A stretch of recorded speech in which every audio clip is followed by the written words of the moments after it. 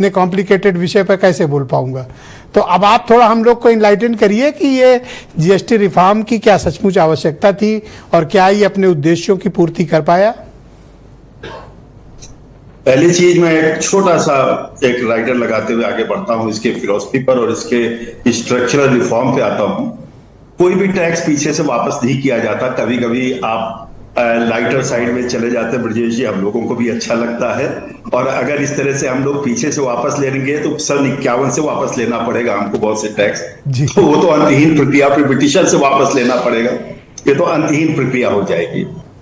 बहरहाल हम इसके अगर फिलॉसफी में जाते हैं और इसके स्ट्रक्चरल रिफॉर्म में जाते हैं, हमें एक तो ग्लोबल कॉन्टेक्स्ट देखना पड़ेगा, दूसरा स्वदेशीकरण देखना पड़ेगा, तीसरा हमको वो देखना पड़ेगा जो इंक्लूसिव ग्रोथ स्ट्रेटजी के तहत 25 करोड़ लोग पॉवर्टी लाइन से बाहर आए और लोअर इनकम ग्रुप जो हमारे ग्रोथ का एक नया इंजन तैयार हो रहा है।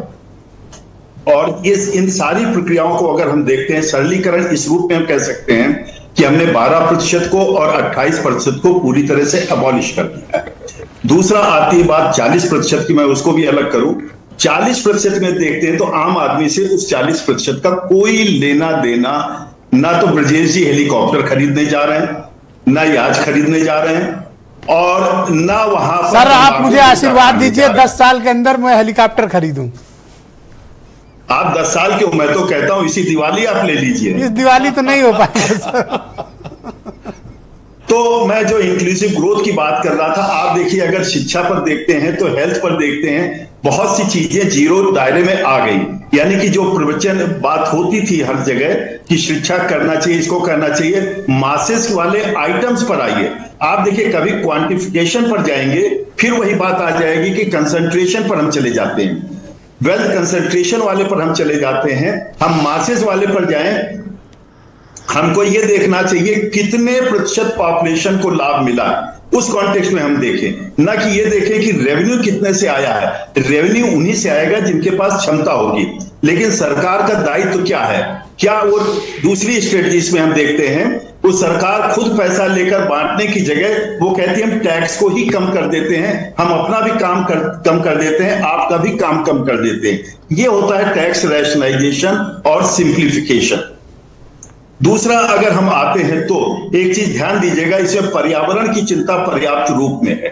अगर आप इस रूप में देखते हैं, कोयला या कोयले से बने हुए ईंधन पर टैक्स बढ़ा है, लेकिन अगर हम देखते हैं कि बस, ट्रक, एम्बुलेंस पर टैक्स 28 से 18 आया है, वो 40 नहीं गया है। ये एक मेजर रिफॉर्म है।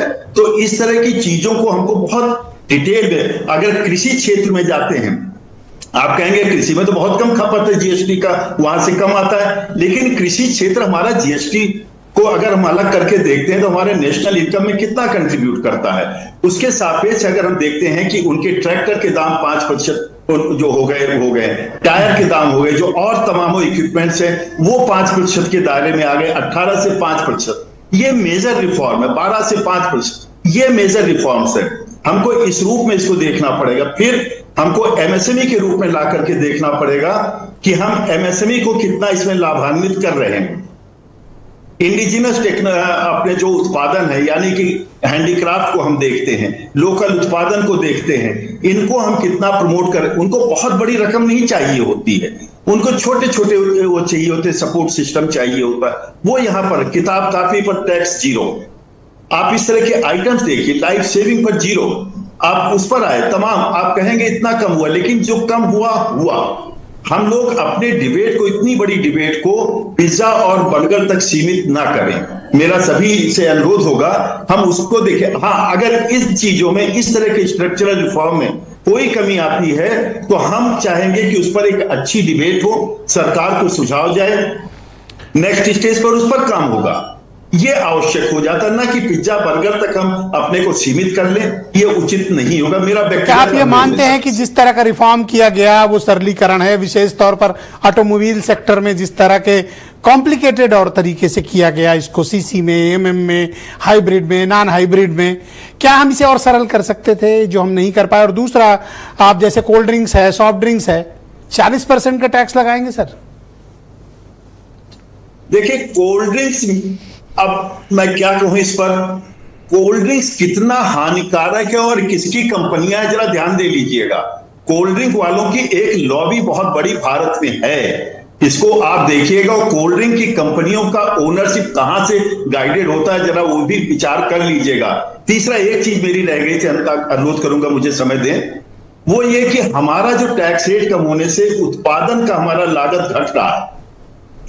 हम ग्लोबल मार्केट में अपनी रीच बढ़ाने में, क्योंकि एवरेज टैक्स रेट 10% के आसपास कम होता दिखाई पड़ रहा है। ये अभी गेस एस्टिमेट है, रियल एस्टिमेट मेरा नहीं है। अगर 10% हमारी कास्ट कम होती है टैक्स के कारण, हम ग्लोबल मार्केट में अपने प्रोडक्ट्स को और अधिक बेचने में शायद ज्यादा सफल हो पाएंगे। सर, एक महत्वपूर्ण विषय रह गया है। आपने हमेशा इस बात की हिमायत की मेरे साथ डिबेट में, और सिद्धार्थ जी इसकी गवाही देंगे कि जितने भी पेट्रोलियम प्रोडक्ट्स हैं इन सबको जीएसटी के दायरे में लाया जाए। सर, इतना बड़ा रिफॉर्म हुआ, चिमटे से भी नहीं छुआ गया सर पेट्रोलियम प्रोडक्ट को। ब्रजेश जी, फिर उसी भाव से मैं आज कहूंगा जो हमेशा कहता हूं, किसी राज्य सरकार ने कहा आज तक दो चीजों पर कभी नहीं कहते। इस मामले में सारी राज्य सरकारें एक हैं, ना वो पेट्रोल को डीजल को छुएंगी ना शराब को छुएंगी।